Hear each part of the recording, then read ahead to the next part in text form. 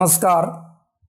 Crystalline structure of solids के discussion में पिछले लेक्चर में हम लोगों ने कन्वेंशनल यूनिट सेल और प्रिमिटिव लैटिस सेल की बात किया था, जिसमें ये डिफरेंशिएट करने की कोशिश की गई थी कि what are the basic differences between a conventional unit cell and a primitive lattice cell, जिसमें मेन डिफरेंस हमने ये बताया था कि कन्वेंशनल यूनिट सेल में पर यूनिट सेल एक से ज़्यादा लैटिस पॉइंट्स करेस्पॉन्ड कर सकते हैं, जबकि प्रिमिटिव लैटिस सेल में पर प्रिमिटिव लैटिस सेल एक लैटिस पॉइंट ही करेस्पॉन्ड करेगा, तभी वो प्रिमिटिव लैटिस सेल कहा जाएगा।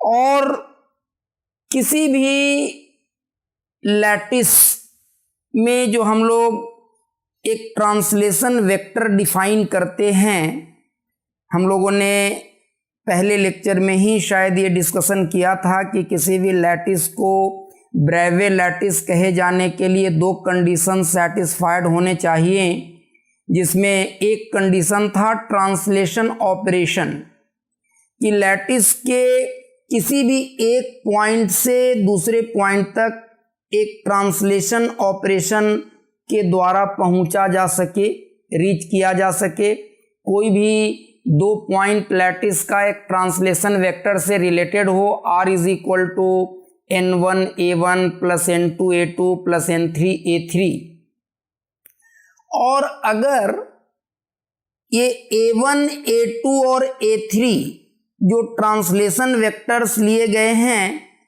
ये तीनों मिलकर के प्रिमिटिव लैटिस सेल बना रहे हैं। अगर प्रिमिटिव लैटिस सेल के तीन साइड्स इन तीनों वेक्टर्स के एलोंग हैं, तो हम लोग इन ट्रांसलेशन वेक्टर्स को प्रिमिटिव ट्रांसलेशन वेक्टर्स कहते हैं। और हम लोगों ने कहा था कि जो प्रिमिटिव लैटिस सेल होता है वो minimum possible area, minimum possible volume का सेल होता है।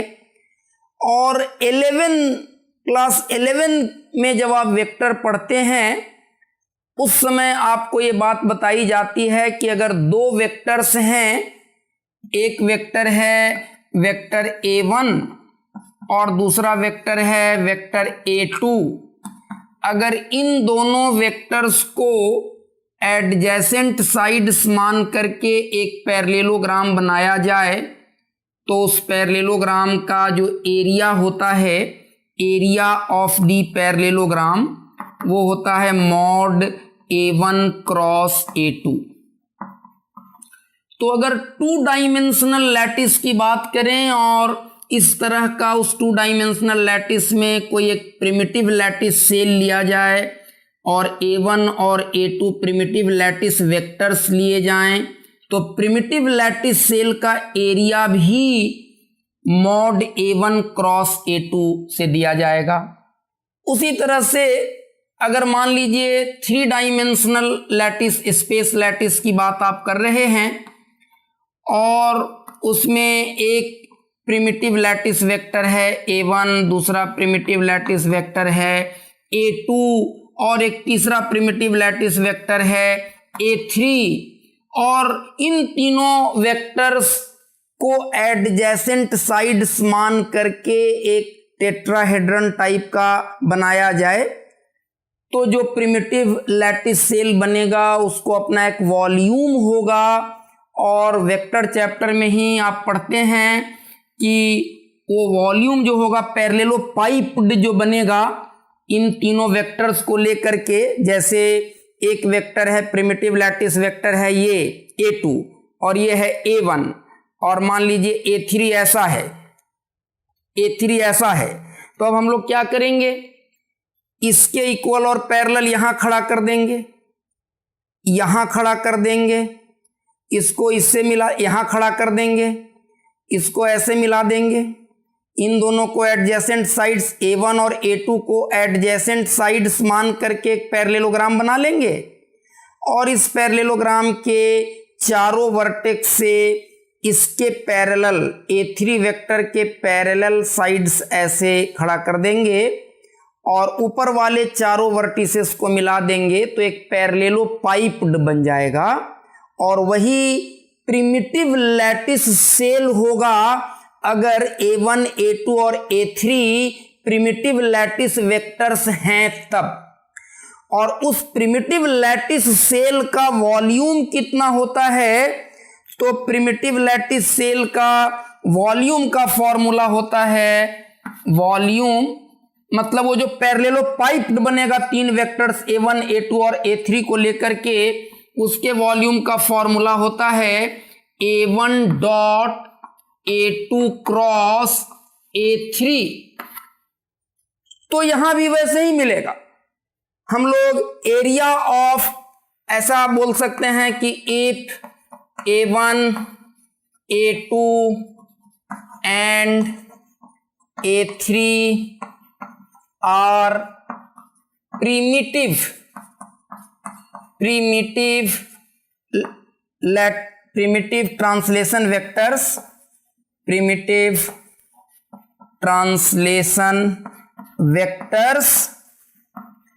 then area of a two-dimensional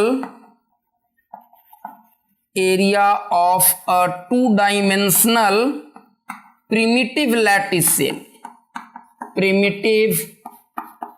lattice cell ये दिया जाएगा मॉड A1 क्रॉस A2 से। अगर A1 और A2 टू डायमेंशन में प्रिमिटिव लैटिस वेक्टर्स लिए गए हैं तब, और volume of primitive lattice cell will be given by volume of primitive lattice cell. Of course जब वॉल्यूम की बात कर रहे हैं तो थ्री डायमेंशनल लैटिस के कॉन्टेक्स्ट में बातों को बोल रहे हैं। Volume of primitive lattice cell, इसको हम लोग क्या लिखेंगे, A1 dot A2 cross A3। तो इस तरह से हम लोग प्रिमिटिव लैटिस सेल, अगर टू डायमेंशनल लैटिस है तो प्रिमिटिव लैटिस सेल का एरिया कितना होगा, और अगर स्पेस लैटिस है, थ्री डायमेंशनल लैटिस है, तो जो प्रिमिटिव लैटिस सेल होगा थ्री डायमेंशन में उसका वॉल्यूम कैसे लिखेंगे in terms of primitive translation vectors, तो वो ऐसा लिख सकते हैं। तो प्रिमिटिव लैटिस सेल क्या होता है, कन्वेंशनल यूनिट सेल क्या होता है, ये बात हम लोगों ने पिछले लेक्चर में किया था। आज के लेक्चर में हम लोग काइंड ऑफ रिवीजन भी आपको करवा रहे हैं। पिछले लेक्चर में जो सारी बातें की गई हैं उनको थोड़ा रीइंफोर्स भी कर रहे हैं और कुछ नई बातें भी हम लोग करेंगे।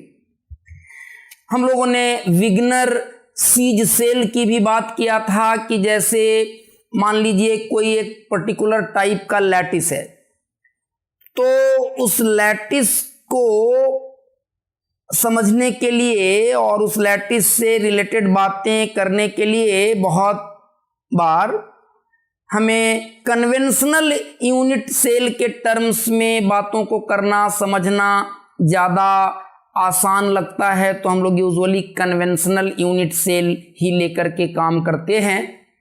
जैसे हम लोगों ने कहा था कि अगर फेस सेंटर्ड क्यूबिक लैटिस है या बॉडी सेंटर्ड क्यूबिक लैटिस है, तो उसमें पर यूनिट सेल एक से ज़्यादा लैटिस पॉइंट्स होते हैं और वो प्रिमिटिव लैटिस सेल नहीं कहा जा सकता।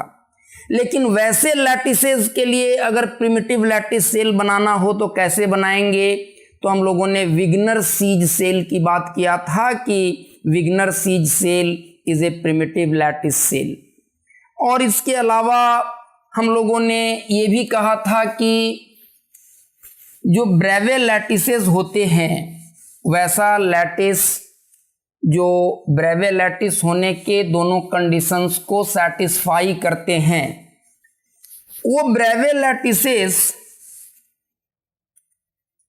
Majority of Bravais lattices certain symmetry operations को ओबे करते हैं, जिसकी बात भी हम लोगों ने पिछले क्लास में किया था थोड़ी सी उसकी बात हम लोग और करके और उस कॉन्सेप्ट को भी थोड़ा और ज़्यादा रीइंफोर्स करना चाहेंगे। हम लोगों ने ये कहा था कि बहुत सारे सिमेट्री ऑपरेशंस को ये ब्रेवे लैटिसेस ओबे करते हैं, जैसे किसी एक्सिस के अबाउट रोटेशन के ऑपरेशन की सिमेट्री होना, कि अगर कोई एक लैटिस है और किसी पर्टिकुलर लाइन के अबाउट या किसी पॉइंट के अबाउट उस लैटिस को एक पर्टिकुलर एंगल से रोटेट करवा दें तो फिर से हमें वही लैटिस मिल जाए। रोटेट करवाने के बाद जो लैटिस मिला और रोटेट करवाने के पहले जो लैटिस था, उन दोनों में हम डिफरेंशिएट नहीं कर पाए। सिमेट्री ऑपरेशन ऐसे ऑपरेशन को कहते ही हैं विच लिव्स द लैटिस अनचेंज्ड। तो सर्टेन काइंड ऑफ इस तरह का ऑपरेशन हम कर सकते हैं कि एक सर्टेन लाइन के अबाउट, एक सर्टेन एक्सिस के अबाउट, एक सर्टेन एंगल से अगर हम घुमाएंगे, किसी भी एंगल से रोटेट करवाएंगे तो नहीं होगा। एक सर्टेन एंगल से अगर रोटेट करवा देंगे पूरे के पूरे लैटिस को, तो फिर से मैंने एक एग्जांपल भी दिया था कि वो सिमेट्री ऑपरेशन शुरू करने के पहले आप किसी ऑब्जर्वर को कहें उसका आंख बंद कर लेने, और जब वो सिमेट्री ऑपरेशन आप पूरा कर लेते हैं उसके बाद फिर उस ऑब्जर्वर को कहिए आंख खोल लें, और तब उसे पूछिए कि क्या तुम्हें लगता है कि हमने कोई इसके साथ छेड़छाड़ किया है, तो शायद वो ऑब्जर्वर कहेगा नहीं, ये लैटिस तो जैसे था वैसे का वैसे पड़ा है। तो उसी तरह से मिरर सिमेट्री, इन्वर्जन की सिमेट्री होती है। एक और सिमेट्री की बात लोग करते हैं, रोटो इन्वर्जन की बात करते हैं, रोटो रिफ्लेक्शन की बात करते हैं। तो बहुत सारे ऐसे सिमेट्री ऑपरेशंस हैं जिन सिमेट्री ऑपरेशंस के रिलेटिव ब्रेवे लैटिस अनचेंज्ड रहता है। अगर वो सिमेट्री ऑपरेशन परफॉर्म करवा दिया जाए तो फिर से वही लैटिस मिल जाएगा जो उस ऑपरेशन के पहले था, तो हम कहेंगे कि उस सिमेट्री ऑपरेशन को वो ओबे कर रहा है।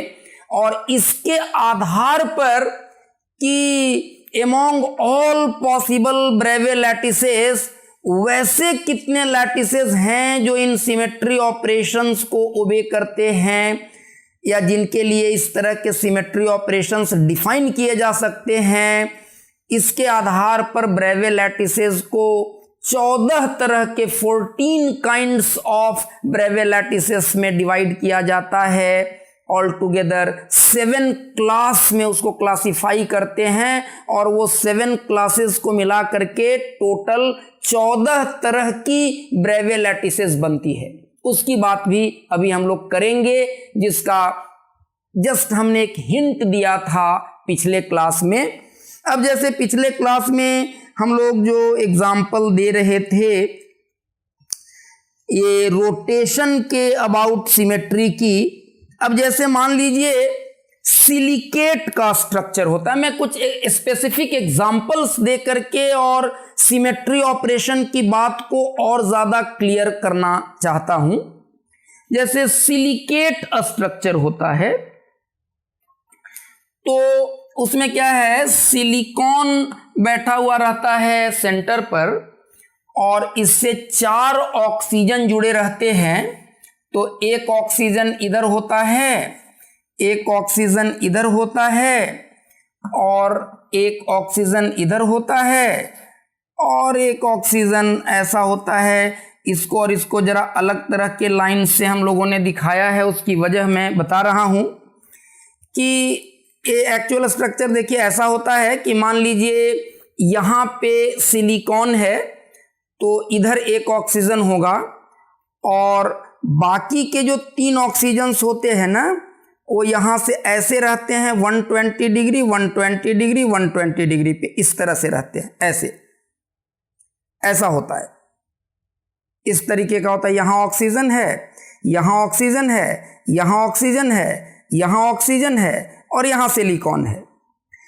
अब इसको हमने जो दिखाया है, अगर ऐसे दिखाएं तो एक जो है वो आउट ऑफ प्लेन थोड़ा जा रहा है ऑक्सीजन, एक प्लेन के अंदर भाग रहा है। तो इन दोनों को थोड़ा अलग तरीके से हम लोगों ने दिखाया है वो क्लियर करने के लिए।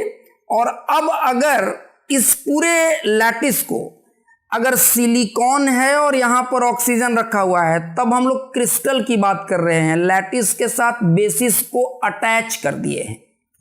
और मैं आपको ये क्लियर कर देना चाहूँगा कि जब लैटिस के साथ बेसिस अटैच करते हैं तो उसकी सिमेट्री डिस्टर्ब हो सकती है।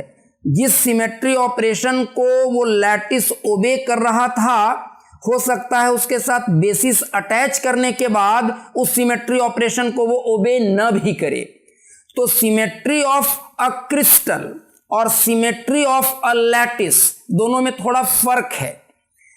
तो आगे चल करके हो सकता है थोड़ी उसकी बात हम लोग करें। तो अगर हम लोग बेसिकली यहाँ पर सिलिकेट के क्रिस्टल मतलब लैटिस पर बेसिस ऑक्सीजन और सिलिकॉन अटैच करवा दिया गया है, उसके अगर हम लोग सिमेट्री ऑपरेशन की बात करें और एक ऐसा एक्सिस इमेजिन करें जो सिलिकॉन से गुजर रहा है और एक ऑक्सीजन एटम से गुजर रहा है, ये वाला एक्सिस। अब देखिए क्या होगा, यहां भी ऑक्सीजन है, यहां भी ऑक्सीजन है, यहां भी ऑक्सीजन है, तीनों बिल्कुल आइडेंटिकल एटम्स हैं। अब अगर इसको 120 डिग्री से आप रोटेट करवा देंगे तो क्या होगा, यहां वाला जो ऑक्सीजन है वो यहां चला आएगा और यहां वाला ऑक्सीजन इधर चला आएगा और यहां वाला ऑक्सीजन इसके पोजीशन पे चला जाएगा और ये वाला ऑक्सीजन इसके पोजीशन पे। तो अब वो वही ऑक्सीजन नहीं है जो पहले थे। यहां वाला ऑक्सीजन यहां चला आएगा, यहां वाला ऑक्सीजन यहां चला आएगा और यहां वाला ऑक्सीजन यहां चला आएगा। तो 120 डिग्री से जब आप रोटेट करवाएंगे, लेकिन 120 डिग्री से रोटेट करवाने के बाद फिर स्ट्रक्चर आपको एग्जैक्टली वैसा ही दिखेगा, oxygen oxygen oxygen oxygen silicon. तो हम कहेंगे कि 120 डिग्री से रोटेट करवाने के बाद, लेकिन अगर 120 डिग्री से आप कम से रोटेट करवाइए, 30 डिग्री से करवाइए, 60 डिग्री से करवाइए, तो लैटिस वैसा नहीं रहेगा, क्रिस्टल वैसा नहीं रहेगा जैसा पहले था, रोटेशन शुरू करने के पहले था। 120 डिग्री से अगर रोटेट करवाएंगे तो फिर से हमें एग्जैक्टली वही चीज दिखेगी जो रोटेट करवाने के पहले दिख रही थी, वैसा ही लैटिस दिखेगा, वैसा ही क्रिस्टल दिखेगा। तो हम कहेंगे कि इस वाले एक्सिस के अबाउट ये रोटेशन की सिमेट्री रख रहा है। और कैसे रोटेशन की सिमेट्री रख रहा है, तो हम लोगों ने पिछले क्लास में आपको शायद ये हिंट किया था कि 120 डिग्री का मतलब क्या हो गया, 2π/3, मतलब आप कह सकते हैं 360 डिग्री बाई 3। तो अगर 2π/n से किसी एक्सिस के अबाउट रोटेट करवाने पर फिर से वैसा ही लैटिस रिप्रोड्यूस हो जाता है, तो हम कहते हैं कि वो n फोल्ड सिमेट्री रख रहा है। तो हम यहां पर कहेंगे कि 3 फोल्ड सिमेट्री है। 3 फोल्ड सिमेट्री हम इसको क्यों बोलते हैं, why do we speak like that? क्योंकि बहुत आसान है इसको समझना कि जब आपने 120 डिग्री से रोटेट करवाया तो फिर से वैसा ही लैटिस रिप्रोड्यूस हो गया, और फिर 120 डिग्री रोटेट करवा दीजिए तो फिर वही लैटिस रिप्रोड्यूस हो जाएगा, और फिर 120 डिग्री रोटेट करवा दीजिए। तो 3 बार जब आप 120 120 120 से रोटेट करवाइएगा, टोटल 360 को आप 3 बार में 120 120 120 से रोटेट करवाइएगा, तो 3 वैसे सिमेट्री ऑपरेशंस के बाद, सिमेट्री ऑपरेशन शुरू करने के पहले जो ऑक्सीजन जहां था एग्जैक्टली वो वहीं चला जाएगा। तो हम कहेंगे कि ये 3 फोल्ड रोटेशन की सिमेट्री रखता है about that axis which passes through 1 oxygen and silicon. ये सिलिकेट जो है उसका क्रिस्टल उस एक्सिस के अबाउट 3 फोल्ड रोटेशन की सिमेट्री रखता है।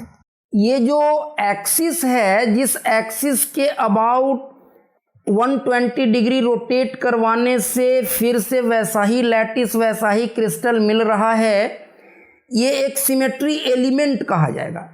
जिस एक्सिस के अबाउट, जिस लाइन के अबाउट हम रोटेट करवा रहे हैं, that line is a symmetry element. और इस सिमेट्री एलिमेंट को डिनोट करने का इस एक्सिस के नोमेनक्लेचर का एक कन्वेंशन है जिसको मॉलिक्यूलर या शॉनफ्लाइज कन्वेंशन कह सकते हैं आप। Molecular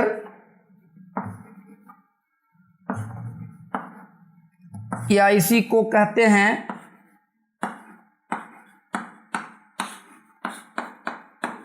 शॉनफ्लाइज notation. इस नोटेशन में हम लोग इसको CN बोलते हैं। CN का मतलब जैसे ये वाला जो एक्सिस है ये 3 फोल्ड रोटेशन की सिमेट्री दे रहा है। अगर इसको हम लोग 120 डिग्री से रोटेट करवाएंगे तो फिर वैसा ही लैटिस मिल जाएगा, फिर जैसा लैटिस मिला उसको फिर 120 डिग्री रोटेट करवाएंगे फिर वैसा ही मिलेगा, और अगर उसको फिर 120 डिग्री करवा देंगे तो एकदम से जो ओरिजिनल लैटिस था, जहां पर जो पॉइंट था, क्रिस्टल के रेस्पेक्ट में अगर बोलें तो जो ऑक्सीजन जिस पोजीशन पे था फिर वहां पहुंच जाएगा। तो इसको हम लोग 3 फोल्ड रोटेशन की सिमेट्री बोलते हैं। तो एक दूसरा और नोटेशन है इसको बताने का, तो इस शॉनफ्लाइज में जो CN बोलते हैं ये N यहाँ 3 हो जाएगा। जैसे इसको बोलेंगे C3 एक्सिस है, बहुत बार किताबों में लिखा हुआ देखिएगा C3 axis, C2 axis, C4 axis, C6 axis. What does this mean? वो शॉनफ्लाइज नोटेशन में लिखा गया है। अगर इस एक्सिस के अबाउट 3 फोल्ड रोटेशन की सिमेट्री है then that axis in this Schonflies notation is called C3 axis, in general CN axis। एक और दूसरा कन्वेंशन है, दूसरा एक डिनोट करने का तरीका है जिसको कि हम लोग हर्मन मॉगिन नोटेशन बोलते हैं। इसमें हम लोग सीधे सीधे इसको 3 लिखेंगे। 3 फोल्ड रोटेशन की सिमेट्री है तो 3 लिखेंगे, इसको पढ़ेंगे 3 fold rotational symmetry about this axis. N fold rotation की सिमेट्री है तो N लिखेंगे, 4 फोल्ड रोटेशन की सिमेट्री है 4 लिखेंगे, 6 फोल्ड रोटेशन की सिमेट्री है 6 लिखेंगे। तो इसको कहते हैं हर्मन मॉगिन नोटेशन, या ज़्यादातर कॉमन ये है मॉलिक्यूलर शॉनफ्लाइज नोटेशन, जिसमें CN से उस एक्सिस को डिनोट करते हैं। अब जैसे मान लीजिए एक क्यूबिकल लैटिस है, क्यूबिकल लैटिस है, एक ऐसा लैटिस है, स्पेस में पॉइंट्स का ऐसा अरेंजमेंट है कि अगर उसका हम लोग एक प्रिमिटिव लैटिस सेल बनाएं तो एक क्यूब के वर्टिसेस पर लैटिस पॉइंट्स आएंगे। लैटिस पॉइंट्स एक क्यूब के वर्टिसेस पर आएंगे। अब जैसे यहाँ पर जो लैटिस पॉइंट होगा वो 8 क्यूब्स में कॉमन होगा, तो एक क्यूब में उसका रिप्रेजेंटेशन 1/8 होगा, और वैसे वैसे 8 पॉइंट्स हैं तो 8 × 1/8। अगर ऐसा क्यूब ले लें जिसके ट्रांसलेशन वेक्टर्स क्यूब के एजेस के लॉन्ग A1, A2 और A3 ले लिया जाए तो ये प्रिमिटिव लैटिस सेल हो जाएगा, क्योंकि पर यूनिट सेल एक लैटिस पॉइंट बिलोंग कर रहा है। तो अगर ऐसा लैटिस है, क्यूबिकल लैटिस है, ऐसा लैटिस है जिसका प्रिमिटिव यूनिट सेल क्यूबिकल लिया जा सकता है, एक क्यूब की तरह लिया जा सकता है, उस क्यूब के वर्टिसेस पर लैटिस पॉइंट्स सिचुएटेड हैं, तो इसको अगर इस वाला एक्सिस के अबाउट, ये जो ऊपर वाला फेस है क्यूब का, इस फेस के सेंटर से गुजरने वाला एक्सिस, अगर इसको नीचे तक ले जाएं तो ये नीचे क्यूब के सेंटर से होता हुआ गुजरेगा और नीचे वाले फेस के सेंटर से गुजर जाएगा ऐसा। तो इस वाले एक्सिस के अबाउट अगर आप इसको 90 डिग्री से रोटेट करवा देंगे तो फिर से वैसा ही लैटिस मिल जाएगा, और फिर 90 डिग्री रोटेट करवा देंगे फिर वैसा ही लैटिस मिल जाएगा, फिर 90 डिग्री रोटेट करवा देंगे फिर वैसा ही लैटिस मिल जाएगा, और फिर 90 डिग्री रोटेट करवा देंगे। सारे पॉइंट अगर इनका हम कुछ नाम दे दें, A, B, C, D, E, F, G, H। अब मान लीजिए यहाँ पर A है, यहाँ पर B है, यहाँ पर C है, यहाँ पर D है। जब इसको 90 डिग्री रोटेट करवाएंगे तो बी के पोजीशन पे ए चला गया, सी के पोजीशन पर बी चला आया। तो लैटिस में सारे पॉइंट जहां थे वहां नहीं रहे, पॉइंट्स ने अपना कन्फिगुरेशन बदला, लेकिन पूरा का पूरा जो लैटिस का अरेंजमेंट है फिर वैसा ही हो गया जैसा ओरिजिनल लैटिस था। लेकिन अगर उसको 90 डिग्री से 4 बार घुमा दें तो ए जहां था फिर ए फिर वहीं आ जाएगा, बी जहां था बी फिर वहीं आ जाएगा, सी जहां था सी फिर वहीं आ जाएगा, बिल्कुल ओरिजिनल लैटिस रिप्रोड्यूस हो जाएगा। तो हम कहेंगे कि ये वाला जो एक्सिस है, इस एक्सिस के अबाउट 4 फोल्ड रोटेशन की सिमेट्री है इस क्यूबिकल लैटिस को, और इस एक्सिस को हम लोग शॉनफ्लाइज नोटेशन में C4 एक्सिस बोलेंगे। अब अगर आपसे कोई पूछे कि इस तरह के क्यूबिकल लैटिस में कितने C4 एक्सिस होते हैं, तो एक C4 एक्सिस ये होगा, एक C4 एक्सिस ये होगा, एक C4 एक्सिस ये होगा, तो 3 C4 एक्सिस होंगे। उसी तरह से अगर ये लैटिस है, क्यूबिकल लैटिस है, और एक एक्सिस लें जो इसके बॉडी डायगोनल के एलोंग है, इस कॉर्नर और इस कॉर्नर से गुजर रहा है, इस क्यूब के सेंटर से होते हुए बॉडी डायगोनल के एलोंग है, ये ऐसे है, क्यूबिकल लैटिस ऐसे है।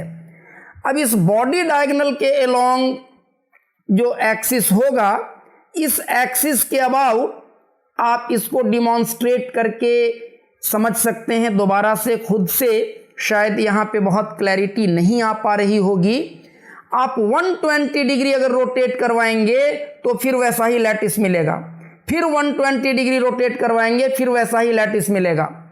तो जो बॉडी डायगोनल है, जो बॉडी डायगोनल के अलोंग अगर कोई एक्सिस ले लिया जाए passing through the centre of the cube, तो वो एक्सिस, उस एक्सिस के अबाउट इस लैटिस को 3 फोल्ड रोटेशन की सिमेट्री होगी, और बॉडी डायगोनल के अलोंग जो एक्सिस होगा उसको हम लोग कहेंगे कि वो C3 एक्सिस है। और अगर कोई पूछे कि क्यूबिकल लैटिस में कितने C3 एक्सिस हो सकते हैं, तो C3 एक्सिस 4 हो सकते हैं, क्योंकि 4 बॉडी डायगोनल पॉसिबल है, यहाँ और यहाँ से गुजरने वाला, यहाँ से और यहाँ से गुजरने वाला, ये और ये 4 बॉडी डायगोनल्स पॉसिबल हैं। तो हम लोग कहेंगे कि क्यूबिकल लैटिस में, इन क्यूबिकल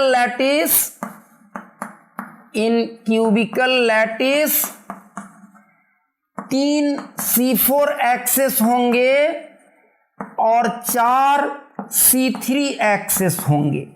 C4 और C3 हम लोग इस मॉलिक्यूलर या शॉनफ्लाइज नोटेशन में लिख रहे हैं। C4 लिखने का मतलब कि उस एक्सिस के अबाउट 4 फोल्ड सिमेट्री होगी लैटिस को, C3 लिखने का मतलब उस एक्सिस के अबाउट 3 फोल्ड रोटेशन की सिमेट्री होगी उस लैटिस को। हम लोग अभी तक कहते रहे हैं, पिछले क्लास में हम लोगों ने कहा था कि रोटेशन की सिमेट्री की बात अगर करें तो 2 फोल्ड रोटेशन की सिमेट्री पॉसिबल है ब्रेवे लैटिसेस में, 3 फोल्ड रोटेशन की सिमेट्री पॉसिबल है, अभी हम लोगों ने देखा, यहां पर देखा हम लोगों ने 3 फोल्ड रोटेशन की सिमेट्री पॉसिबल है, 4 फोल्ड रोटेशन की सिमेट्री पॉसिबल है, 6 फोल्ड रोटेशन की सिमेट्री पॉसिबल है। लेकिन पिछले क्लास में भी हम लोगों ने कहा था कि 5 फोल्ड रोटेशन की सिमेट्री पॉसिबल नहीं है।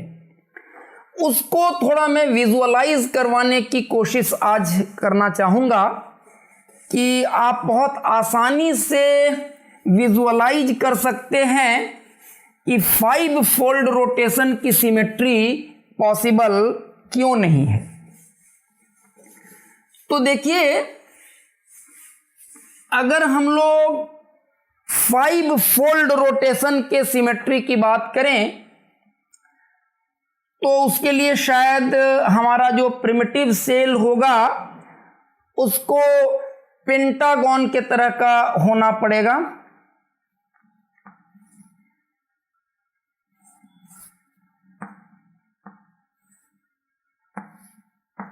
इस तरीके का होना पड़ेगा। और रेगुलर पॉलीगॉन, एन साइड्स के रेगुलर पॉलीगॉन के ऑल इंटरनल एंगल्स के सम का एक फॉर्मूला हम लोग हाई स्कूल में पढ़ते थे, 2 into n minus 2 into 90 degree π/2। तो अगर रेगुलर पेंटागन है तो क्या हो जाएगा, 2 इंटू 5 माइनस 2, 3 इंटू π/2, ये सारे के सारे इंटरनल एंगल का सम होगा। और रेगुलर पेंटागन है तो सारे इंटरनल एंगल्स इक्वल होंगे, और 5 इंटरनल एंगल होंगे तो एक इंटरनल एंगल इतना बटा दिस डिवाइडेड बाई 5 हो जाएगा। तो ये कितना हो जाएगा, ये हो जाएगा 3 इंटू 180 डिग्री बाई 5, तो ये हो जाएगा 3 इंटू 36, 108 डिग्री, 108 डिग्री हो जाएगा। और इसी तरह से हम लोग इसके साथ और भी पेंटागन्स ऐसे बना दें तो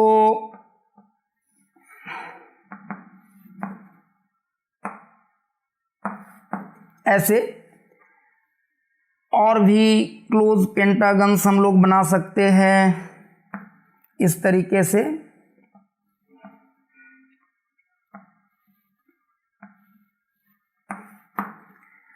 तो इसको अगर आप चाहते हैं कि इस तरह का कोई यूनिट सेल हो, कन्वेंशनल यूनिट सेल हो या प्रिमिटिव लैटिस सेल हो, तो उसका कंडीशन होता है कि उसके ट्रांसलेशन से लैटिस के इंटायर गैप को हम फिलअप कर सकें, उसके ट्रांसलेशन से लैटिस के इंटायर गैप को हम फिलअप कर सकें।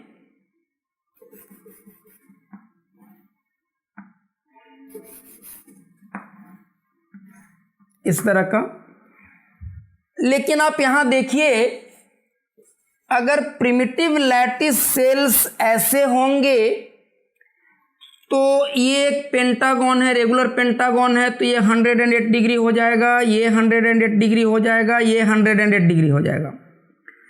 तो ये तीनों मिलाकर के कितना हो गया, 108 इंटू 3, 324। तो यहां से यहां तक का पूरा एंगल 360 डिग्री होना चाहिए। तो ये वाला जो एंगल बच गया ये 36 डिग्री शायद बच जाएगा, 36 डिग्री बच जाएगा। तो अब यहां पर इस 36 डिग्री के एंगल को लेकर के कोई पेंटागन पॉसिबल नहीं है, तो ये एक वॉइड या गैप के रूप में बचा रह जाएगा। तो अगर हमारा प्रिमिटिव यूनिट सेल पेंटागन के तरह का है तो उससे आप पूरे लैटिस के स्पेस को फिलअप नहीं कर सकते by the translation of that primitive lattice cell. कुछ न कुछ गैप लैटिस में बचा रह जाएगा, कुछ न कुछ वॉइड लैटिस में बचा रह जाएगा, और इसलिए ऐसा प्रिमिटिव लैटिस सेल पॉसिबल नहीं है। और इसीलिए हम लोग कहते हैं कि 5 फोल्ड रोटेशन की सिमेट्री पॉसिबल नहीं है। हालांकि मैं यहाँ पर एक बात की चर्चा कर देना चाहता हूँ। 1981 में लोगों ने एक क्वाजी क्रिस्टल को डिस्कवर किया। वो रियल क्रिस्टल नहीं है, रियल क्रिस्टल की बहुत सारी प्रॉपर्टीज उसके अंदर में नहीं है, इसीलिए उसको लोगों ने क्वाजी क्रिस्टल कहा है। लेकिन क्वाजी क्रिस्टल में ये क्लेम किया गया है कि वो 5 फोल्ड रोटेशन की सिमेट्री रखता है, बट जो एक्चुअल रियल क्रिस्टल्स हैं, परफेक्ट क्रिस्टल्स हैं, वो 5 फोल्ड रोटेशन की सिमेट्री उनके अंदर नहीं पाई जाती है। तो पिछले क्लास में भी हम लोगों ने ये चर्चाएं की थी, थोड़ा उसमें और इनपुट डालने की कोशिश मैंने किया, उसमें थोड़ी सी और क्लैरिटी लाने की कोशिश मैंने की।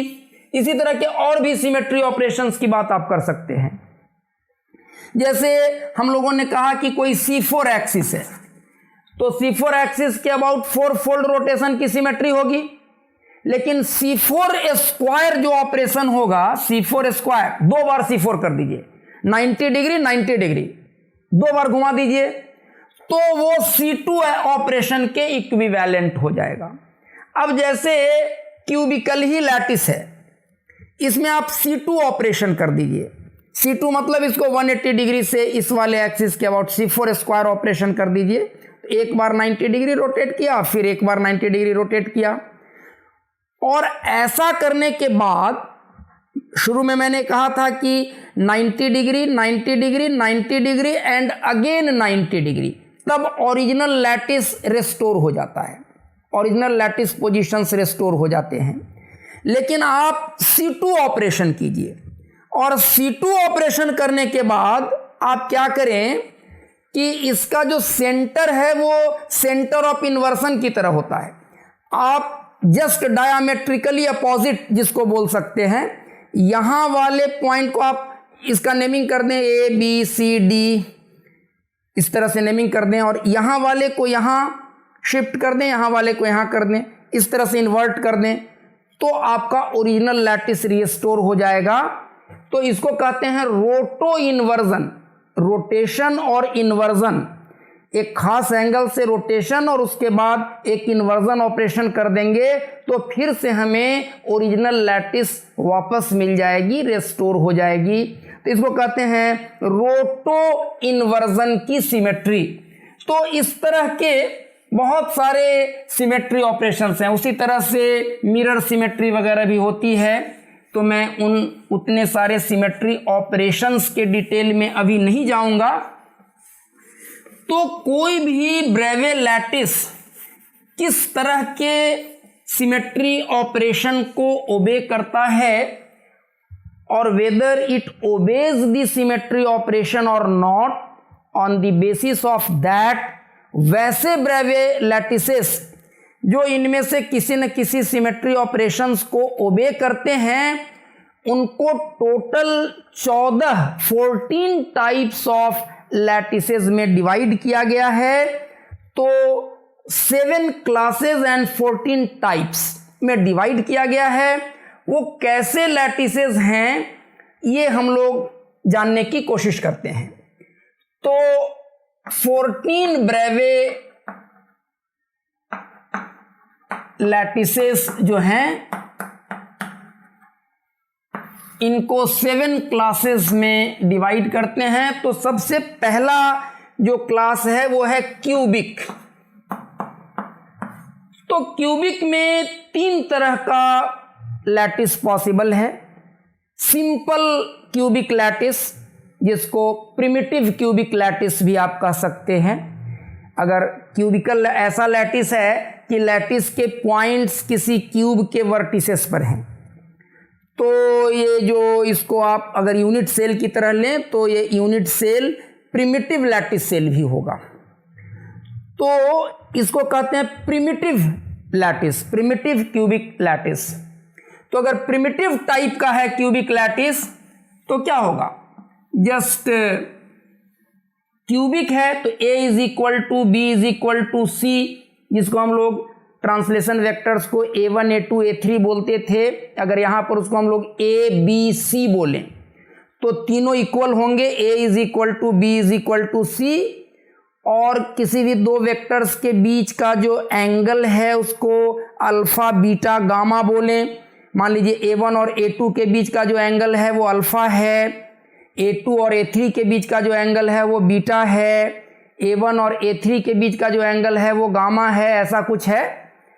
तो किसी क्यूब के वर्टिसेस पर लैटिस के पॉइंट्स हैं और कहीं पर लैटिस पॉइंट्स नहीं हैं, तो ये प्रिमिटिव टाइप का क्यूबिक लैटिस कहा जाएगा। और लैटिस पॉइंट्स यहाँ हैं, यहाँ हैं, यहाँ हैं, यहाँ हैं, यहाँ हैं, इस तरीके से। तो ये क्यूबिक लैटिस का प्रिमिटिव टाइप कहा जाएगा। एक ऐसा पॉसिबल है। दूसरा पॉसिबल है कि इस क्यूबिक लैटिस के क्यूब के वर्टिसेस पर तो लैटिस पॉइंट्स हों, एक पॉइंट बॉडी सेंटर पर हो, जिसको बॉडी सेंटर्ड क्यूबिक लैटिस बोलते हैं। उसको आई टाइप का लैटिस भी बोला जाता है, क्योंकि क्यूबिकल लैटिसेस में जो बॉडी सेंटर होता है वो पॉइंट ऑफ इन्वर्जन या सेंटर ऑफ इन्वर्जन की तरह बहुत सारे सिमेट्री ऑपरेशंस में होता है, तो उसको आई टाइप का लैटिस भी कहा जाता है। तो प्रिमिटिव टाइप होगा, आई टाइप होगा। आई टाइप में बाद बाकी चीजें तो ऐसे ही रहेंगी कि किसी क्यूब के वर्टिसेस पर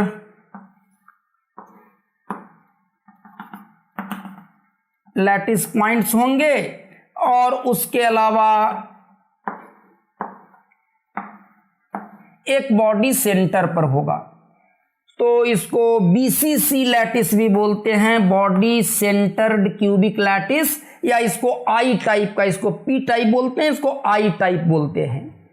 उसी तरह से तीसरा होगा कि क्यूबिकल लैटिस तो है ही, क्यूब के 8 वर्टिसेस पर तो लैटिस पॉइंट्स होंगे ही होंगे। उसके अलावा जितने भी फेसेस हैं क्यूब के, इन सारे फेसेज के सेंटर्स पर यहां होगा लैटिस पॉइंट, यहां होगा, यहां होगा, यहां होगा, यहां होगा, यहां होगा, यहां होगा, यहां होगा, और इस वाले फेस के सेंटर पर होगा, इस वाले फेस के सेंटर पर होगा, इस वाले फेस के सेंटर पर होगा। सारे फेसेस के सेंटर्स पर होंगे लैटिस पॉइंट। इसको फेस सेंटर्ड क्यूबिक लैटिस भी बोलते हैं, एफसीसी लैटिस भी बोलते हैं, और नहीं तो एफ टाइप सीधे इसको बोल देते हैं। तो ये कैसा लैटिस हो गया? क्यूबिक में तीनों ट्रांसलेशन वेक्टर्स के मैग्नीट्यूड्स इक्वल होंगे। A is equal to B is equal to C, alpha is equal to beta is equal to gamma is equal to 90 degree. तो ये कंडीशन अगर सेटिस्फाइड हो रहा है तो that lattice type is cubic lattice. वो lattice का class जो होगा वो क्यूबिक लैटिस कहा जाएगा। और उस क्यूबिक लैटिस में 3 तरह के लैटिसेस पॉसिबल हैं, P type, F type and I type. तो क्यूबिक में 3 लैटिसेस पॉसिबल हैं। दूसरा हम लोग जो लैटिस का क्लास होगा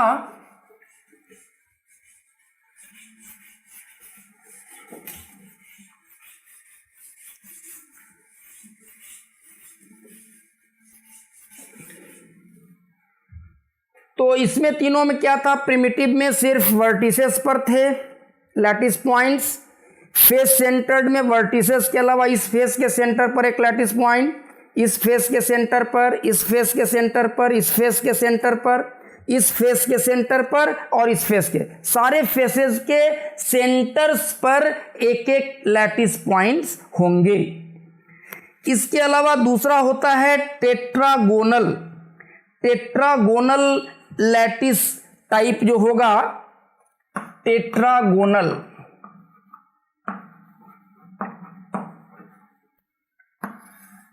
तो टेट्रागोनल में क्या होता है? A is equal to B but not equal to C. 2 translation vectors, इसके प्रिमिटिव सेल के 2 ट्रांसलेशन वेक्टर्स के मैग्नीट्यूड्स इक्वल होंगे, तीसरा वाला अलग होगा। तो अगर इसका प्रिमिटिव टाइप लें और alpha is equal to beta is equal to gamma is equal to 90 होगा, जैसे क्यूब में तीनों एंगल्स 90 होते हैं, वैसे यहां भी तीनों एंगल्स 90 होंगे। इसमें 2 तरह का लैटिस पॉसिबल है प्रिमिटिव टाइप। तो प्रिमिटिव टाइप में क्या होगा? ये होगा तो क्यूब के 2 साइड्स इक्वल होंगे, लेकिन तीसरा वाला साइड इक्वल नहीं होगा।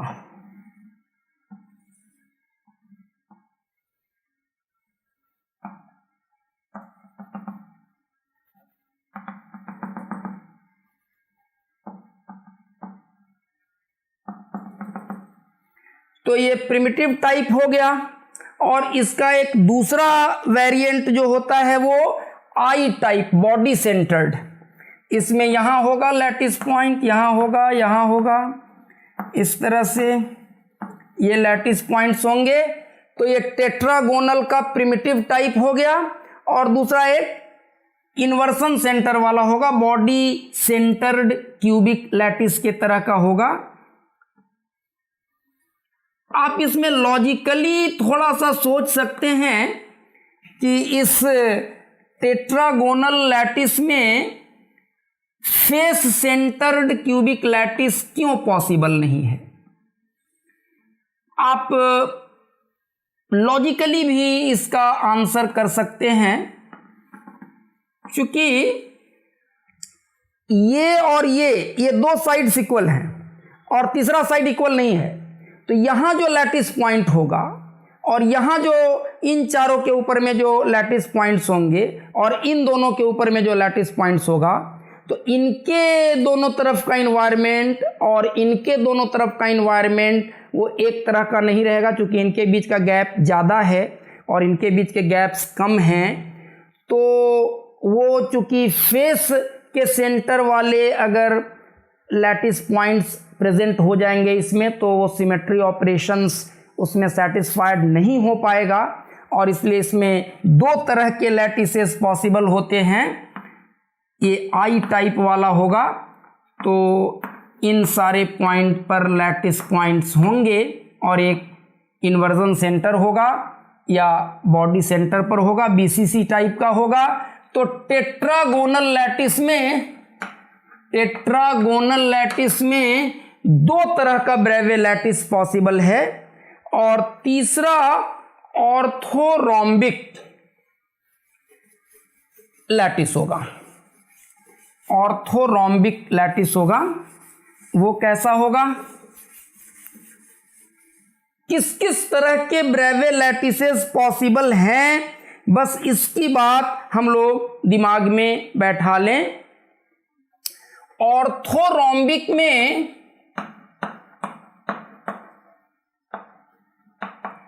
ये जो क्यूबॉइड के तरह का ये होगा, ये जो तीनों ट्रांसलेशन वेक्टर्स होंगे ए, बी और सी, तीनों में से कोई भी एक दूसरे के बराबर नहीं होगा। A is not equal to B, is not equal to C. लेकिन क्यूबॉइड के तरह का अगर है तो तीनों एंगल्स अल्फा, बीटा, गामा, ये तीनों एंगल्स 90 डिग्री होंगे। Alpha is equal to beta is equal to gamma is equal to 90 degree. तो इसमें ऑर्थोरोम्बिक में एक तो प्रिमिटिव वाला भी पॉसिबल है। ऑर्थोरोम्बिक में ये तो क्यूब जैसा है, वो क्यूबॉइड जैसा मामला होगा, इस तरीके का होगा। ये और ये तीनों बराबर नहीं है, इसके बराबर ये नहीं है और इन दोनों में से किसी के भी बराबर ये नहीं है। लेकिन एंगल तीनों जो हैं, इस फेस और इस फेस के बीच का भी एंगल 90 है, इसके और इसके बीच का भी एंगल 90 है और इसके और इसके बीच का भी एंगल 90 है। तो तीनों angles alpha, beta, gamma 90 degree हैं। तो एक तो प्रिमिटिव टाइप का इसमें होगा कि इसके 8 वर्टेक्स पर लैटिस पॉइंट्स होंगे। तो इसमें एक प्रिमिटिव पॉसिबल है। इसमें आई टाइप वाला लैटिस भी पॉसिबल है, जिसके बॉडी सेंटर पर एक लैटिस पॉइंट होगा। इसमें फेस सेंटर्ड लैटिस भी पॉसिबल है। क्यूबॉइड के हर फेस के सेंटर पर एक लैटिस पॉइंट होगा। और इसमें एक एक्स्ट्रा टाइप का, जिसको सेंटर्ड ऑर्थोरोम्बिक कहते हैं, centred orthorhombic lattice, Bravais lattice. इसमें ये होगा क्यूबॉइड जिसका a is not equal to b is not equal to c and alpha is equal to beta is equal to gamma is equal to 90, ऐसा होगा। लेकिन इसमें सारे फेसेज के सेंटर पर लैटिस पॉइंट्स नहीं होंगे। सिर्फ 2 फेसेज के सेंटर्स पर लैटिस पॉइंट्स होंगे। इसको आर सेंटर्ड लैटिस भी बोलते हैं, सी सेंटर्ड लैटिस भी बोलते हैं, सी सेंटर्ड ऑर्थोरोम्बिक लैटिस, सी सेंटर्ड ऑर्थोरोम्बिक लैटिस, जिसमें प्रिमिटिव तो आप समझ रहे हैं, ये कई बार हम लोग समझा चुके हैं, फेस सेंटर्ड, बॉडी सेंटर्ड और प्रिमिटिव, ये तीनों दिमाग में है। और इसमें क्या होगा कि ये तीनों डायमेंशंस अलग अलग हैं, A is not equal to B is not equal to C तो है ही, उसके अलावा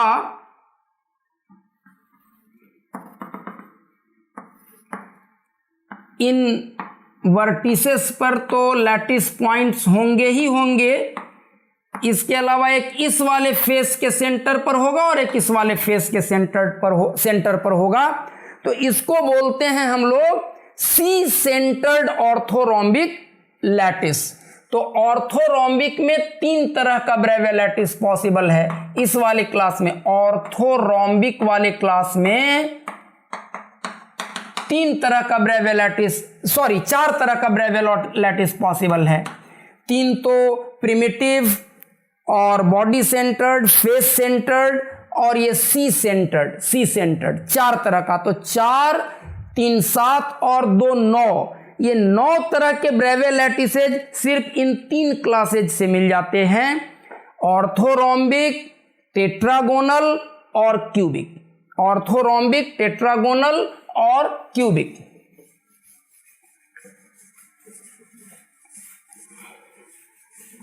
नेक्स्ट जो क्लास हम लोग लेते हैं वो लेते हैं ट्राइक्लिनिक। ट्राइक्लिनिक में बस एक तरह का पॉसिबल है, जिसमें हम लोग तीनों एंगल्स भी बराबर नहीं होंगे और तीनों साइड्स भी बराबर नहीं होंगे। तो ये इस तरह का टेट्राहेड्रन, या ये कहिए कि A is not equal to B is not equal to C, alpha is not equal to beta is not equal to gamma, इस तरीके का होगा ट्राइक्लिनिक क्लास। ट्राइक्लिनिक में, और इसमें सिर्फ प्रिमिटिव पॉसिबल है, सिर्फ प्रिमिटिव टाइप का पॉसिबल है।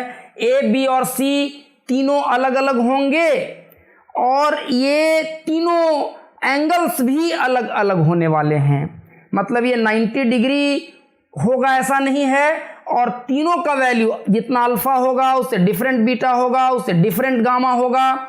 ये तीनों एंगल्स अलग अलग होंगे और ए, बी, सी भी तीनों अलग अलग होंगे, और इसका सिर्फ प्रिमिटिव टाइप पॉसिबल होगा। तो ट्राइक्लिनिक वाले क्लास में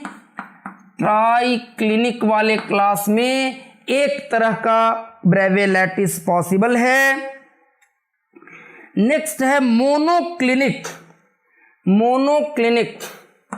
मोनोक्लिनिक में इसमें A is not equal to B is not equal to C, ये तीनों तो इक्वल नहीं होंगे, बट दो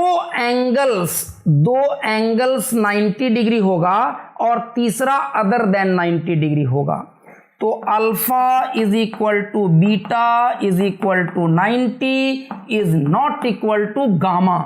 अगर इस कंडीशन को सेटिस्फाई कर रहा है तो ये मोनोक्लिनिक होगा, और मोनोक्लिनिक में फिर 2 तरह के लैटिसेस पॉसिबल होते हैं।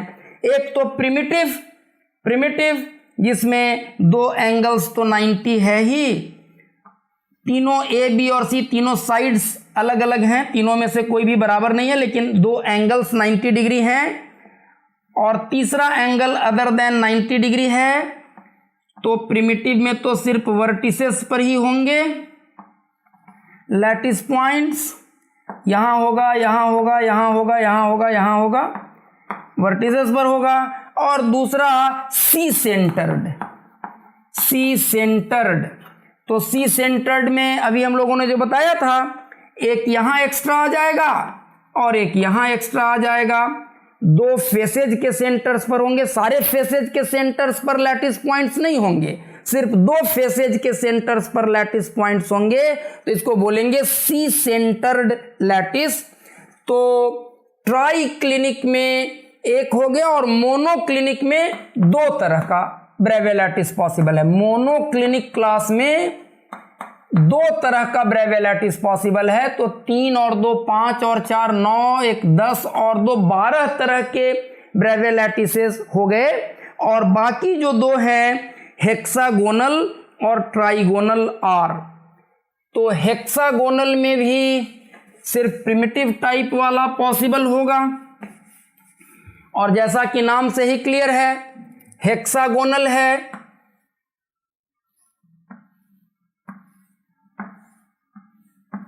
यहां होगा लैटिस पॉइंट, यहां होगा, यहां होगा, यहां होगा, यहां होगा, यहां होगा, फिर नीचे एक वैसा ही हेक्सागोन बना दीजिए।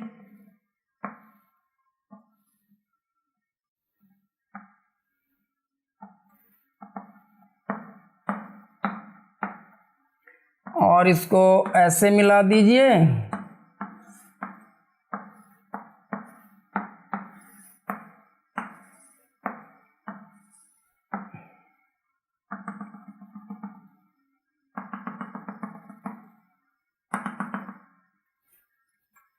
थोड़ा फिगर उतना क्लैरिटी से नहीं बन पाया है। तो इस तरह का एक हेक्सागोन ऊपर में होगा, एक हेक्सागोन नीचे में होगा और उनके वर्टिसेस पर लैटिस पॉइंट्स होंगे और वो आपस में ऐसे जुड़े हुए होंगे।